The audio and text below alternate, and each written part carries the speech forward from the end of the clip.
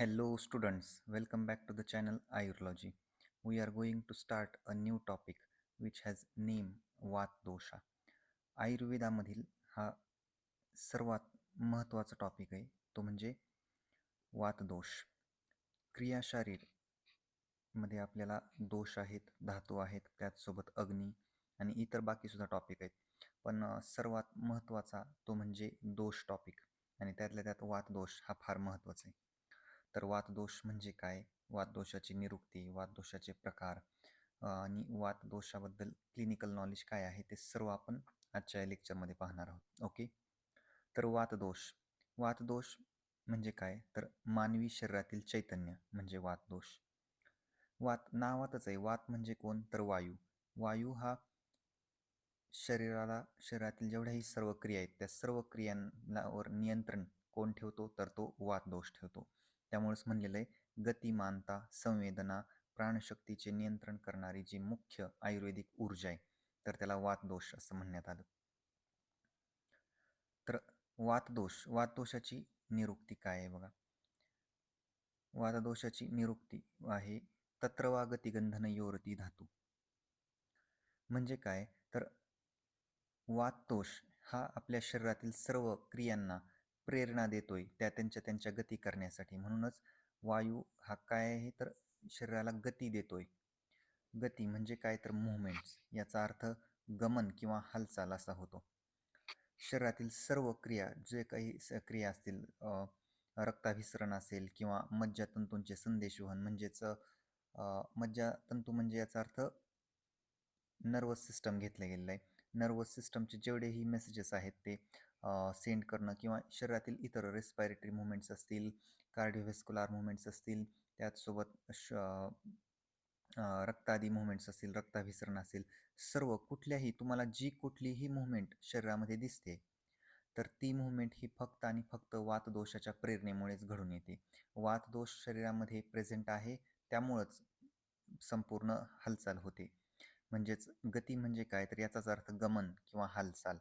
शरीरातील रक्तभिसरण क्रिया असेल, मज्जातंतूचे संदेशवहन असेल, अन्न गिळणे म्हणजे स्वॅलोईंग असेल, त्याचप्रकारे अवयवांची हालचाल असेल, सर्व गती ही वातदोषामुळेच घडून येते. बरोबर.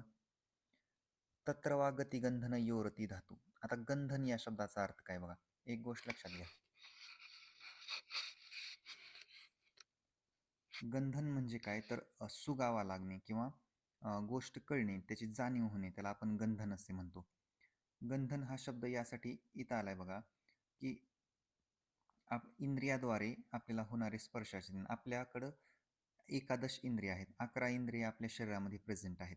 पंच ज्ञानेंद्रिय, पंचकर्मेंद्रिय, तसेच एक उभयेंद्रिय, त्याला आपण मन म्हणलेले. मग आता गंधन या शब्दाचा अर्थ होतो सेन्सेशन किंवा सुगावा लागणे किंवा जाणीव होणे. आपल्याला वातदोष, वायूची हालचाल जाणवते आपल्या स्पर्शेंद्रियामुळं. मग त्याचप्रकारे वेदनांची संवेदना आणि मज्जासंस्थेचे जे संदेश ग्रहण करणे आहेत, हे सर्व कार्य जे आहे तर ते वातच नियंत्रित करतो. म्हणजे वातदोष हा किती महत्त्वाचा आहे हे लक्षात घ्या. वातदोषाविना बाकी सगळे धातू काही कामाचे नाहीत. जर वातदोष नाहीये शरीरात, जर वायू नाहीये, जर वातदोषाची मुवमेंट प्रॉपर नाहीये, तर संपूर्ण शरीरामध्ये बिघाड निर्माण होणार, हे लक्षात घ्या. वातदोषाचे विविध पर्याय. वातदोषाचे पर्याय कुठले कुठले आहेत बघूयात आपण. मरुत आहे व अनिल आहे, त्याचसोबत आशुगामी आणि प्रकंपन. तुम्ही मरुत व अनिल हे दोन जरी लक्षात ठेवले तरी सफिशियंट आहेत. मरुत म्हणजे काय, तर चंचल, चपळ. अनिल म्हणजे वायूचा हा पर्यायी शब्द आहे. सर्वव्यापी स्वरूप दर्शवणारे हे मुख्य पर्याय आहेत, त्यांना आपण मरुत किंवा अनिल असं म्हणले. आशुगामी म्हणजे काय, तर अतिशय वेगवान, ज्याला अतिशय वेगवान गती आहे त्याला आपण आशुगामी असे म्हणतो. शरीरात त्वरित क्रिया घडवून आणण्याची ताकद असणारा घटक म्हणजे आशुगामी होय.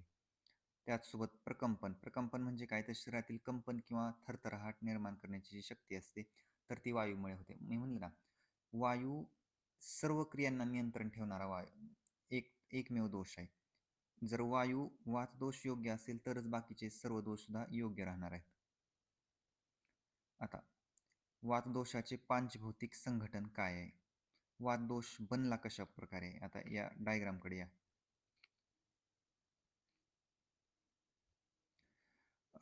5 पंचमहाभूत तुम्हाला माहीत असणार आहेत. पंचमहाभूत आकाश, वायू, अग्नी, जल आणि पृथ्वी. त्यापैकी वात दोष हा आकाश आणि वायू या 2 पासून बनलेला आहे. वायव्य आकाश भूताभ्याम वायू. बघा, अग्नी दिसते तुम्हाला, पृथ्वी दिसते खाली, जल आहे, वायू आणि बाकीचा स्पेस अवकाश, आकाश. मग आता वात दोषामध्ये आकाश आणि वायूचं प्रधानत्व आहे. ॲक्च्युअलमध्ये जेवढेही सगळे दोष आहेत, कुठल्याही सर्व गोष्टी ह्या फक्त आणि फक्त पंचमहाभूतांपासूनच बनलेल्या आहेत. सर्वद्रवम पंचभौतिकम अस्मिन् अर्थे हा पंचभौतिक सिद्धांत आहे. या पंचभौतिक सिद्धांतानुसार जगातील कुठलीही वस्तू ही 5 महाभूतांपासून बनलेली आहे. आकाश, वायू, अग्नी, जल आणि पृथ्वी. मग तुम्ही म्हणसाल हे असं कसं की यांच्यात फक्त वायू दोष म्हणजेच वायू आणि आकाश आहे? नाही, अशातला भाग नाही. प्रत्येकामध्ये त्यांचं प्रिडॉमिनन्स दाखवलेलं आहे. वात दोषामध्ये वायू आणि आकाश या 2 महाभूतांचं प्रिडॉमिनन्स आहे. मग याचा अर्थ असा नाही की अग्नी, पृथ्वी आणि जल त्याच्यामध्ये प्रेझेंट नाही आहे, पण फार कमी प्रमाणात प्रेझेंट आहे. प्रिडॉमिनन्स कोणाचा आहे? तर तो अवकाश म्हणजेच आकाश आणि वायू या दोघांचा आहे. त्यामुळे याचं पांचभौतिक संघटन कसं होईल? वायव्य आकाश भूताभ्याम वायू. आकाश प्लस वायू महाभूत. वात दोषाची निर्मिती मुख्यत्वे आकाश, आकाश म्हणजे काय तर स्पेस, आणि वायू म्हणजे काय तर एअर, महाभूतांपासून होते. रिकाम्या जागांमध्ये वात हा खेळत राहतो, बरोबर आहे. जो वात आहे, वात म्हणजे काय तर वायू, हवा, जी तुम्हाला आजूबाजूला हवा दिसते, तर कोण आहे तो? वात दोष तर आहे, तो वायू तर आहे. जर तो योग्य असेल तर तो शरीरामध्ये योग्य राहील.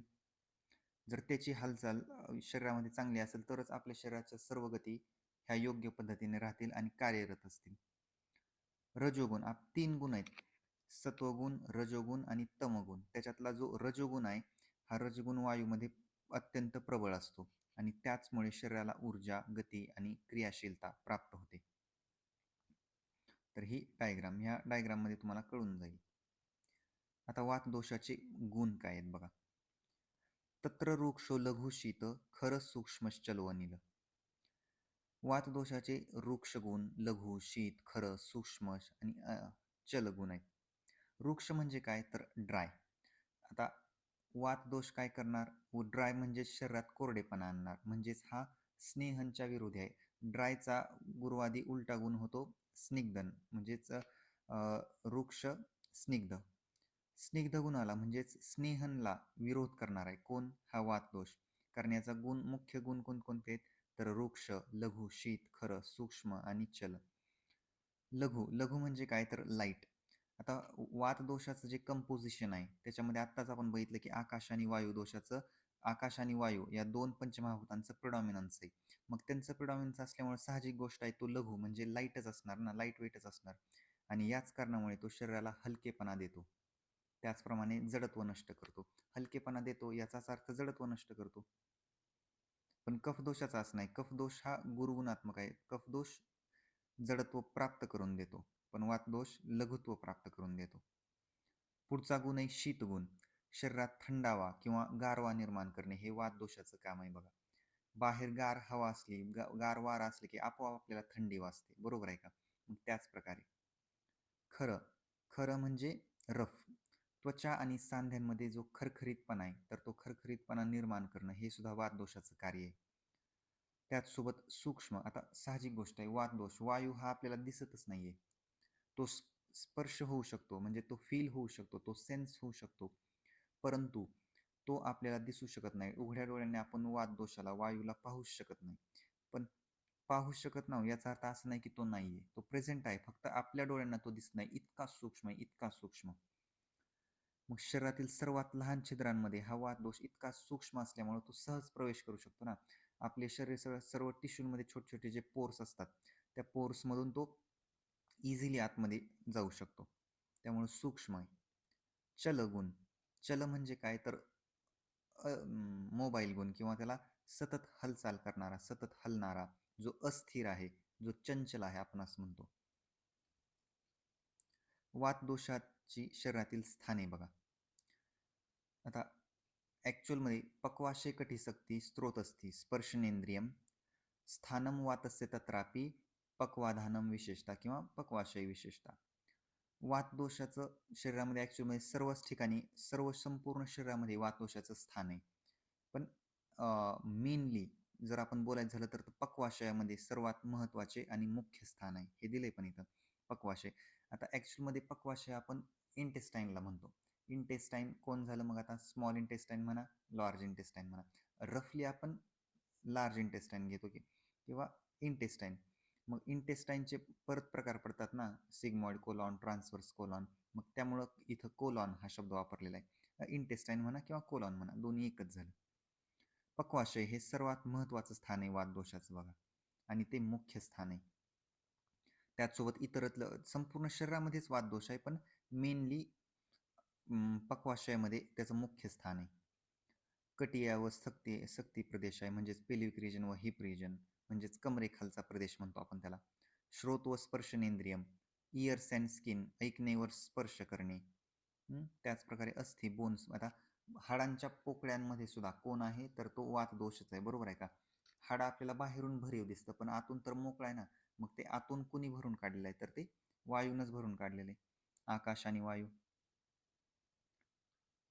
आता वातदोषाची कार्य एक आहेत बघा. आपण हे सुश्रुतांचं इथं कार्य घेतलेलं आहे. प्रस्पंदन, उद्वहन, पूरण, विवेक, धारण, लक्षण, वायू. जे चर्काचार्यांचं कार्य आहे, ते चर्काचार्यांचे कार्य हे फार मोठं आहे, तेही आपण पाहणारच आहोत, पण सुश्रुतांचं एकदा पाहून घेऊयात. प्रस्पंदन, उद्वहन, पूरण, विवेक, धारणे, लक्षण, वायू. शारीरिक क्रियान्वय असेल किंवा उत्साह असेल. प्रस्पंदन, उद्वहन, पूरण, विवेक, धारणे. प्रस्पंदन म्हणजे काय? उत्साह टिकवणे, उत्साह देणे. शरीराला ऊर्जा देतोय वातदोष, म्हणजेच शरीराला उत्साह देतोय. श्वासोच्छ्वास प्रक्रिया असेल, म्हणजेच उच्छ्वास असेल किंवा निश्वास असेल, इन्स्पिरेशन असेल किंवा एक्सपिरेशन असेल, हे नियंत्रित करणे. त्याचसोबत अवयवांचे आकुंचन व प्रसरण घडून आणणे. कॉन्ट्रॅक्शन अँड रिलॅक्सेशन हे सुद्धा वातदोषच घडून आणतो. त्याचसोबत वेग प्रवर्तन व धातुगती. मलमूत्र, स्वेद, शुक्र आणि आर्तव यांसारख्या नैसर्गिक वेगांना योग्य वेळी आणि योग्य वेगाने शरीराबाहेर घालवणे हे सुद्धा वातदोषाचं काम आहे. त्यामुळं वातदोष हा किती महत्त्वाचा आहे याचा अंदाजा तुम्हाला येत असेल आता. वातदोषामध्ये मेनली 5 प्रकार आहेत बघा. प्राणोदान, समान, व्यान, अपानात्मा. प्राण वायू, उदान वायू, समान वायू, व्यान वायू आणि अपान वायू. हे एक एक एक एक एक आपण पाहूयात.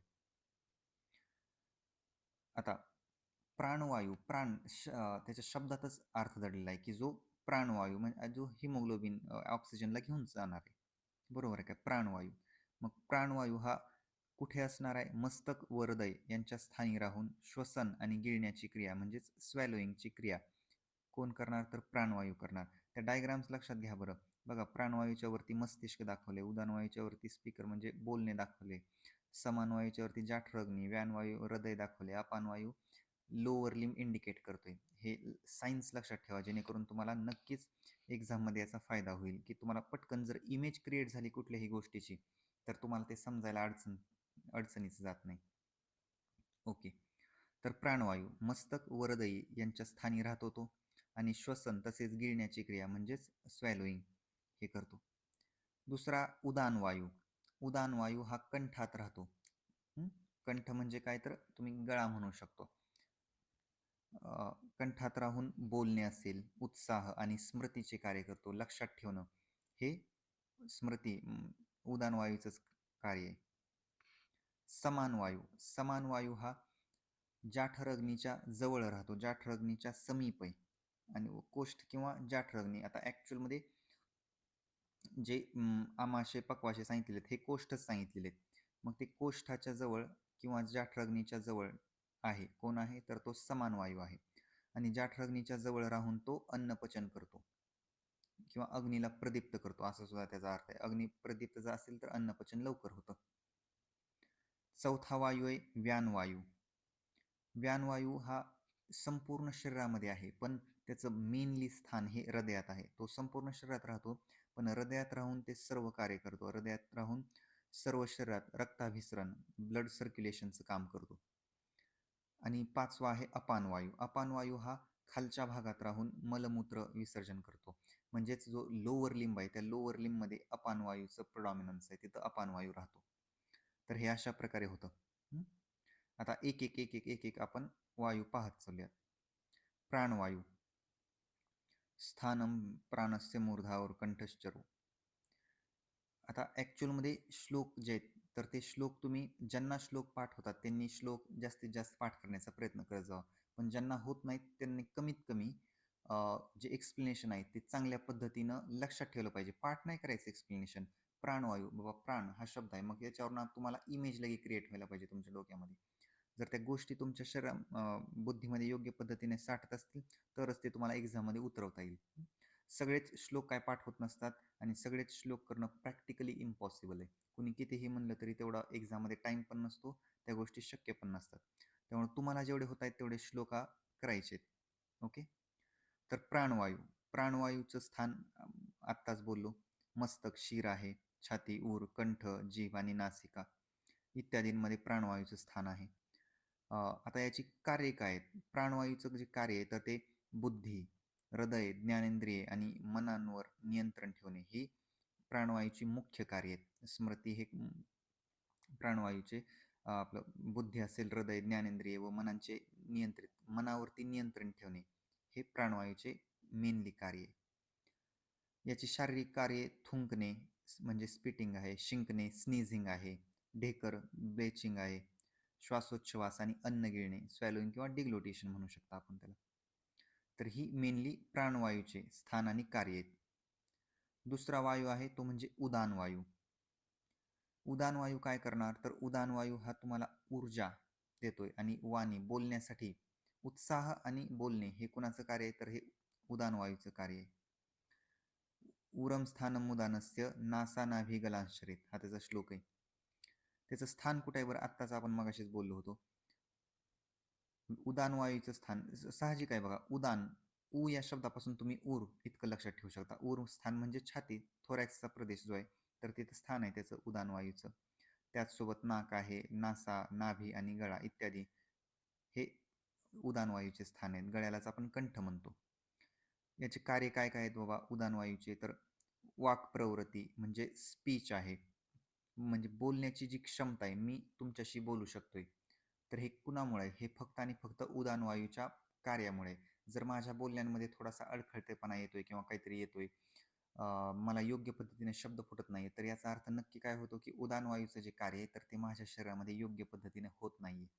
पण मी तुमच्याशी चांगल्या प्रकारे बोलू शकतो, चांगल्या प्रकारे संवाद साधू शकतो. माझा आवाज तुमच्यापर्यंत क्लिअर येतोय नीट. याचा अर्थ उदान वायूचं जे कार्य आहे ते माझ्या शरीरात योग्य पद्धतीने होते. उत्साह व बल. उत्साह म्हणजे काय? एक्साइटमेंट. आणि बल स्ट्रेंथ देणे, शरीराला ऊर्जा व तसेच कार्य करण्याची क्षमता देणे, स्ट्रेंथन देणे, शारीरिक ताकद आणि कॉम्प्लेक्शन वर्ण हे कोण देतं तर हे उदान वायू देतं. हे उदान वायूचं कार्य आहे.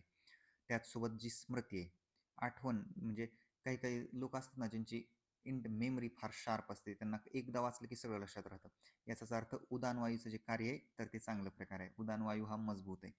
त्यामुळे स्मृती, आठवण ठेवण्याची आणि स्मरणशक्तीचे जे कार्य आहे तर ते उदान वायूवरती ठरलेलं असतं. उदान वायूवरती ते डिपेंडंट आहे. त्यामुळं स्मृती हे त्याचं कार्य आहे. तर हा होता उदान वायू. आता आहे समान वायू.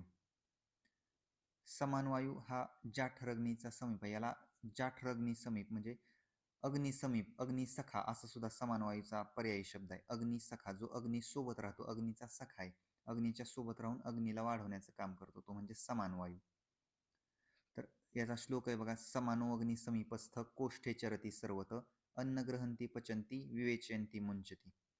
म्हणजे काय तर समानो अग्नी समीपस्थ जो समान वायू हा अग्नीच्या समीपस्थ, समीप म्हणजे जवळ राहतोय, कोष्ठांच्या आणि अग्नीच्या जवळ राहतोय. कोष्ठे चरती सर्वत जेवढे कोष्ठ आहेत आणि जाठरग्नीच्या जवळ राहतोय त्याला आपण समान वायू म्हणलं.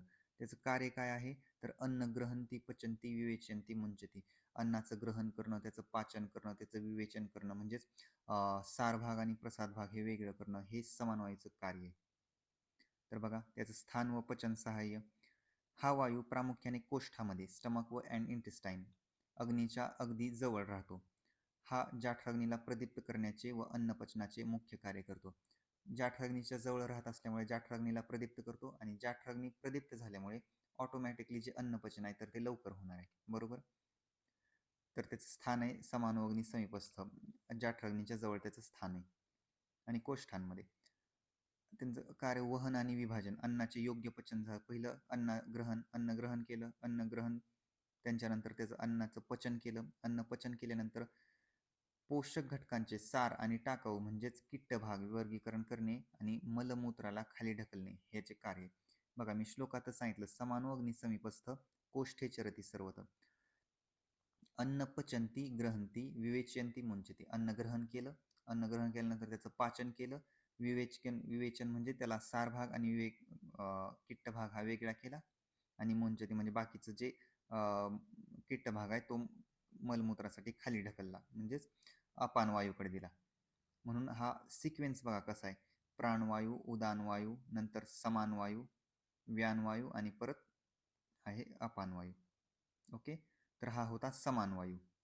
आता पाहूयात व्यानवायू. व्यानो हृदयी स्थित कृत्सन देहचारी महाजव. व्यानवायू हा हृदयामध्ये स्थित आहे. त्याचं मेन स्थान हे हृदयामध्ये. ॲक्च्युअलमध्ये व्यानवायू हा संपूर्ण शरीरामध्ये, पण मेनली तो हृदयामध्ये राहतो आणि हृदयामध्ये राहून सर्व रक्ताभिसरण म्हणजेच ब्लड सर्क्युलेशनचं कार्य करतो. कोण? व्यानवायू. म्हणूनच कृत्सन देहचारी महाजव, तो सर्व शरीरामध्ये आहे, पण प्रामुख्याने व्यानो हृदयी स्थित असं म्हणलेलं आहे. तर व्यानवायूचं स्थान आहे हृदय, परंतु संपूर्ण शरीरात तो अत्यंत वेगाने फिरत असतो.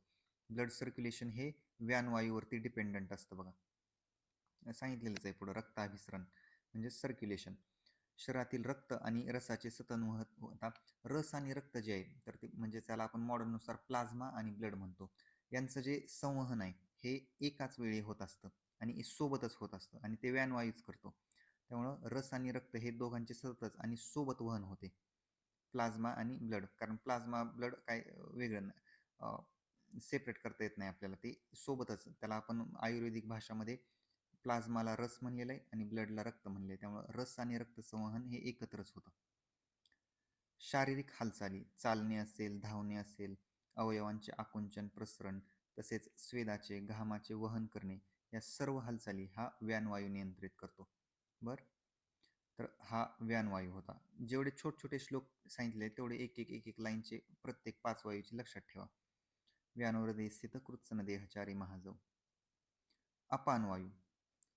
अपानवायू, आता हा अपानवायू हा शेवटचा वायू आहे. 5 वायू. अपानो अपान श्रोणी बस्ती मेढ्र उरो गोचर. अपानो अपान श्रोणी बस्ती मेढ्र उरो गोचर. बघा शब्दांकडे लक्ष द्या. अपानो अपान, अपान वायू हा लोअर लिम म्हणजेच कमरेच्या खालच्या प्रदेशामध्ये राहणारा वायू आहे. श्रोणी बस्ती, श्रोणी असेल, श्रोणी म्हणजे पेल्विस, बस्ती म्हणजे युरिनरी ब्लॅडर, मेढ्र, मेढ्र म्हणजे जेनायटल रिजन. त्याला आपण ॲक्च्युअलमध्ये स्पेसिफिकली मेढ्रला पेनिस हा शब्द वापरतो. तर मेढ्र, उरोगोचर, उरोश म्हणजे हा थाय रिजनचा प्रदेश होतो, त्याला आपण मांडीचा प्रदेश सुद्धा म्हणतो, तो म्हणजे थाय रिजन. ओके, तर म्हणजे संपूर्ण जो लोअर लिंब आहे, मग तो कमरेपासून खाली पेल्विक रिजन असेल, युरिनरी ब्लॅडर असेल, जेनायटल रिजन असेल, प्युबिक रिजन आणि थाय रिजन, या संपूर्ण रिजनमध्ये कुणाचं प्रिडॉमिनन्स आहे तर ते अपान वायूचं प्रिडॉमिनन्स आहे. त्याचं स्थान दिलेलं आहे बघा. याचे मुख्य स्थान नाभीच्या खाली असते, म्हणजेच श्रोणी, पेल्विस, बस्ती, युरिनरी ब्लॅडर, मेढ्र, जेनायटल्स, अंडकोश आणि उरू, थाईज या भागात त्यांचे महत्त्वाचे वास्तव्य असते. आता यांचे कार्य काय आहे तर याचे कार्य शुक्र आर्तव गर्भमूत्र निष्क्रमण क्रिया. म्हणजे काय तर शुक्र असेल, सीमन असेल, मूत्र असेल म्हणजे युरिन असेल, मल असेल, फिसेस असतील, आर्तव मेन्स्ट्रुअल फ्लुइड आणि गर्भ फिटस यांना योग्य वेळी शरीराबाहेर सुलभतेने ढकलून देण्याचे काम, महत्त्वपूर्ण कार्य हे अपानवायू करतो. सीमन बाहेर टाकणं, त्याचसोबत मेन्स्ट्रुअल फ्लुइड बाहेर टाकणं, त्याचसोबत युरिनेशन करणं, युरिनला बाहेर फेकणं, फिसेस मलाला बाहेर टाकणं आणि त्याचसोबत गर्भ 9 महिन्यानंतर गर्भाला बाहेर ढकलणं, हे सुद्धा अपानवायूचं कार्य आहे. अपानवायू हा लोअर लिम्बमध्ये राहतो, त्यामुळे लोअर लिम्बमधले जेवढेही कार्य आहेत तेवढे सगळे अपानवायूवरती ठरतात. त्यामुळे जर कुणालाही प्युबिक रिजनमध्ये कुठलीही समस्या असेल किंवा पाईल्स असेल किंवा इतर कुठलाही रोग असेल तर याच्यावरून एक गोष्ट निश्चित होते, ती म्हणजे याच्यामध्ये अपानवायूची जी हालचाल आहे तर ती बिघडलेली आहे. अपानवायू हा दूषित झालेला आहे. अपानवायू त्याचं कार्य योग्य पद्धतीने करत नाही. त्यामुळंच लोअर लिम्बमध्ये कुठलीही समस्या आढळली तर अपानवायू नक्कीच दूषित झाला हे आपण निष्कर्ष काढू शकतो. तर हा अशा प्रकारे होता अपानवायू. ओके. आता एक मेन असतं की वात वृद्धी आणि वात क्षय हे सुद्धा एक आड एक इयरला विचारलं जातं. हे सुद्धा आपण एकदा पाहून घेऊयात. कार्श कार्ष्ण उष्ण कामत्व कंपन आनह शकृतग्रहा. कार्श कार्ष्ण उष्ण कामत्व कंपन आनह शकृतग्रहा म्हणजे काय? बलनेंद्रिय भ्रंश प्रलाप भ्रमदीनता. वातवृद्धीची लक्षणं सांगितली आहेत. आता शारीरिक व मानसिक लक्षणे. कार्श व कार्ष्ण्य म्हणजे काय? तर शरीराचे वजन कमालीचे घटणे, एकदम वजन कमी होणे, इमॅसिएशन येणं आणि त्वचेचा वर्ण काळा किंवा निस्तेज पडणं. त्वचेचा जो वर्ण आहे तर तो काळा व्हायला लागतो. पुढं आहे गात्रकंप म्हणजे पूर्ण शरीरात किंवा विशिष्ट अवयवांमध्ये अनैच्छिक कंपन किंवा थरथर निर्माण होणे. आता वातदोषाचं कार्य हे शरीरातील सर्व क्रियांना घडवून आणणं आहे. पण वातदोष हा वाढला मग ते क्रियाला जास्तीत जास्त प्रेरणा मिळायला लागली ना, मग ते त्यामुळं अवयवामध्ये अनैच्छिक हा शब्द लक्षात ठेवा. अनैच्छिक अननेसेसरी कंपन आणि थरथर निर्माण करायला लागली ना. उष्ण कामत्व सतत गरम पदार्थ खाण्याची इच्छा व्हायला लागते वातवृद्धीमध्ये. बघा वातवृद्धी एक लक्षात घ्या. वायू हा फील होतोय. बाहेरचा थंडावा असला, बाहेर थंड वारा असला की आपलं शरीर लगेच आकडून घ्यायला लागतं किंवा थंडी वाजायला लागते. मग जर आतमध्ये वायू वाढला तर नक्कीच साहजिक आहे थंडी वाढणारच आहे. टेम्परेचर खाली पडणार आहे, शरीराचं टेम्परेचर खाली पडणार आहे. त्यामुळं गरम आणि उबदार खाण्याची इच्छा होते. हिवाळ्यात जास्तीत जास्त गरम आणि जास्तीत जास्त थंड पदार्थ खाण्याची इच्छा होते बघा. तर उष्ण कामत्व सतत गरम पदार्थ खाण्याची इच्छा किंवा उबदार ठिकाणी राहण्याची तीव्र इच्छा होणे म्हणजे शीतगुणाच्या वाढीमुळे ना. आपण बघितलं शीतगुण वाताचा शीतगुण आहे. जर तो शीतगुण वाढला तर वृक्ष लघु शीत खरं सूक्ष्मश्चल वनील. त्यातला जर शीत वाढला तर नक्कीच त्याला कमी करण्यासाठी उष्णगुण मागेल आपलं शरीर. इंद्रिय व निद्रा विकार. अनाह अनाह म्हणजे काय? तर पोटात गॅस धरून पोट फुगणे. त्याचसोबत शकृत ग्रह म्हणजे कॉन्स्टिपेशन निर्माण होणं. आता बघा मी म्हणलंच होतं मगाशी पाईल्सचं उदाहरण घेतलं होतं. आता इथं कॉन्स्टिपेशनचं उदाहरण घेतले. कॉन्स्टिपेशन असेल, पाईल्स असेल किंवा इतर कुठल्याही समस्या असतील लोअर लिम्बमध्ये त्या फक्त आणि फक्त अपानवायूच्या दूषित झाल्यामुळेच निर्माण होऊ शकतात. बरोबर आहे. जर अपानवायू योग्य असेल तर त्या निर्माणच होणार नाहीत.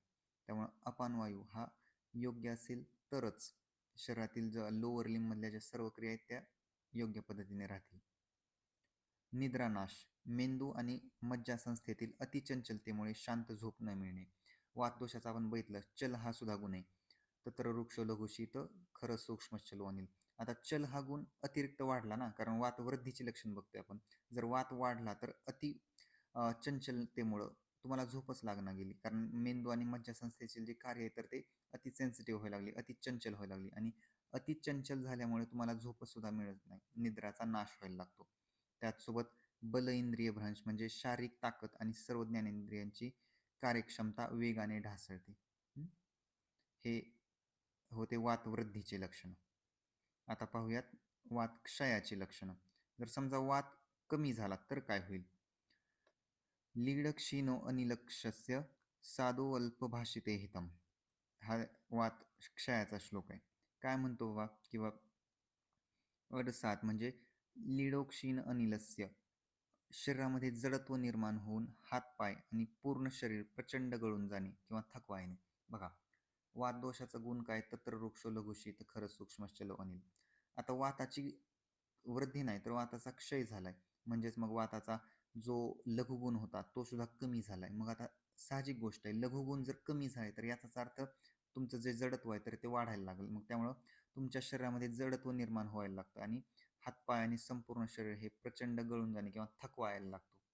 तर हे त्याचं कार्य आहे. अल्पभाषित म्हणजे शब्द न फुटणे. वात कमी झाला, आपण बघितलं की बोलणे हे उदानवायूचं कार्य आहे. मी बोलतोय हे उदानवायूच्या कार्यामुळे. जर उदानवायूचं कार्य माझ्या शरीरामध्ये प्रॉपर नाही तर मला बोलता येणार नाही. त्याचप्रकारे हे उदानवायू. मग त्यामुळं उदानवायू वात कमी झाला याचा अर्थ उदानवायू पण कमी झाला ना. वाताची क्षयाची लक्षणे पाहतोय आपण.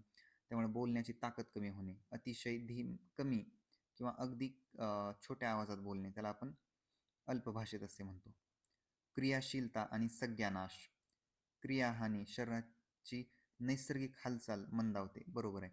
जर वातदोष कमी झाला, वातदोषाचा क्षय व्हायला लागला तर जेवढ्याही क्रिया आहेत त्या सुद्धा मंद व्हायला लागतात. म्हणजेच कमी व्हायला लागतात.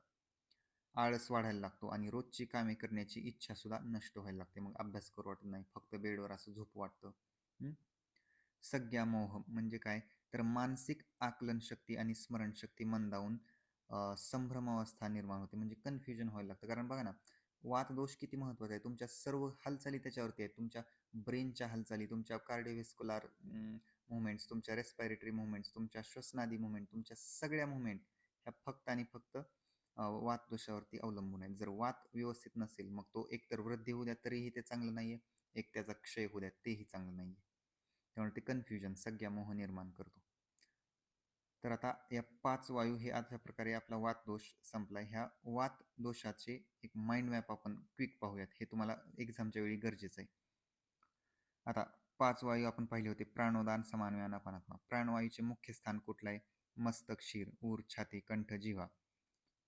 त्याची कार्य काय सांगितली होती? बुद्धी, हृदय, ज्ञानेंद्रिय व मनाचे नियंत्रण, चित्तधरक म्हणतो आपण. यांना सर्वांना धरून ठेवणे किंवा जोडून ठेवणे म्हणजेच यांच्यावरती नियंत्रण ठेवणे. त्याचसोबत श्वासोच्छवास, अन्न गिळणे, शिंकणे व ढेकर. उदान वायूचे काय कार्य आहेत? उदान वायू उर हा मध्ये राहतो. उ फॉर उदान, उर असं सांगितलं तुम्हाला. उदान उदान वायू हा उर, नाभी, कंठ आणि नासिकामध्ये राहतो. हे त्याचे स्थाने आहेत. वाणी, बोलणे आणि उत्साह, बोलण्याची क्रिया, स्पीच असेल, शारीरिक प्रयत्न, एफर्ट्स असतील, ऊर्जा, बल, वर्ण व स्मरणशक्ती हे सर्व कुणावरती ठरतात? तर उदान वायूच्या कार्यावरती ठरतात.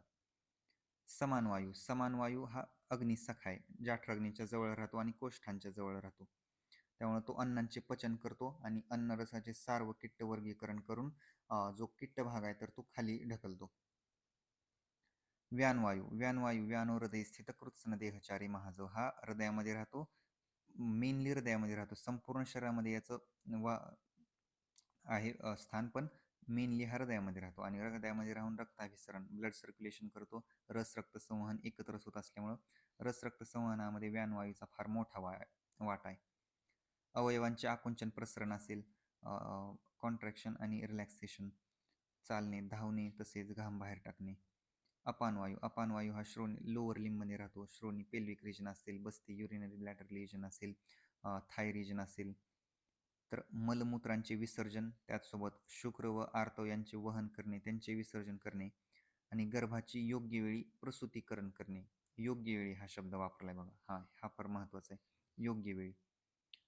तर हे सुद्धा अपानवायू करतो. हा माइंड मॅप तुम्हाला 5च्या 5 वात दोषांचा तुम्हाला लक्षात ठेवणं गरजेचं आहे. प्राणवायू, उदानवायू, समान, व्यान आणि अपान हे तुम्हाला एक्झामच्या आधी क्विक रिव्हिजनसाठी महत्त्वाचं आहे. आता वात दोषाचं महत्त्व काय आहे नेमकं? मी तुम्हाला इतके वेळ म्हणत होतो वात दोष महत्त्वाचा आहे, महत्त्वाचा आहे, महत्त्वाचा आहे. पण नेमकं का महत्त्वाचं आहे एवढं सांगूयात आणि थांबूयात. पित्तम पंगू, कफम पंगू, पंगव मलधातव, वायुना यत्र नियंते तत्र गच्छन्ति मेघवत. म्हणजे काय? तर पित्तम पंगू, पित्तदोष हा सुद्धा पंगू आहे, म्हणजेच काय तर अपंग आहे. कफदोष हा सुद्धा पंगू आहे आणि म्हणजेच अपंग आहे. आणि मलधातव जे मल आणि धातू आहेत, जे त्रिमल आणि सप्तधातू आहेत हे सुद्धा अपंग आहेत. पित्तकम अपंग, कफ, मल आणि धातू हे सर्व अपंग आहेत. कुणाविना? वायुविना. जर वायू यत्र नियंते तत्र गच्छन्ति मेघवत. ज्या प्रकारे ढगांना कुठलीही हालचाल नसते, जिकडं वारा वाहतो तिकडं ढग पळतात, त्याच प्रकारे जिकडं वायुदोषाचे कार्य असेल तिकडं ह्या सर्व गोष्टी असणार. म्हणजे कसं बघा, शरीरातील पित्त, कफ, धातू आणि मल हे सर्व स्वतःहून हालचाल करू शकत नाहीत. बरोबर आहे. जे ढग आहेत ते स्वतःहून पळू शकत नाहीत ना. वातदोषाची प्रेरणा असेल तरच ते पळणार. ज्याप्रमाणे ढगांना वारा आकाशात इकडून तिकडे वाहून नेतो, त्याच प्रकारे वायू शरीरातील इतर सर्व घटकांना सुद्धा गती आणि त्यांच्या कार्यासाठी चालना देतो. त्यामुळे म्हणले गेलेलं आहे पित्तम पंगू, कफम पंगू, पंगव मलधातव, वायुना यत्र नियंते तत्र गच्छन्ति मेघवत. त्यामुळं वातदोष हा फार महत्त्वाचा दोष आहे. आज आपण तो संपवलेला आहे. त्यामुळं वातदोष एकदा तुम्ही चांगल्या प्रकारे रिव्हिजन करा वातदोषाचं. मेनली सर्व गोष्टी कव्हर केलेल्या आहेत या PPTमध्ये. फार चांगल्या पद्धतीनं रिप्रेझेंट करण्याचा प्रयत्न केला आहे. काही डाऊट असतील तर नक्कीच कमेंट बॉक्समध्ये विचारा. आणि कुठलीही गोष्ट आडली-नडली तरीही कमेंट बॉक्समध्ये विचारत जावा. त्याचसोबत हा व्हिडिओ कसा वाटला हे नक्कीच मला सांगा. येणाऱ्या पुढच्या लेक्चरमध्ये आपण पुढचे लेक्चर्स पाहू. आपल्याला वात, दोष, पित्त आणि कफ हे 2 सुद्धा कंप्लीट करायचे आहेत. त्याचप्रकारे आपण पुढच्या भागाकडे वळूयात. ओके. बाय.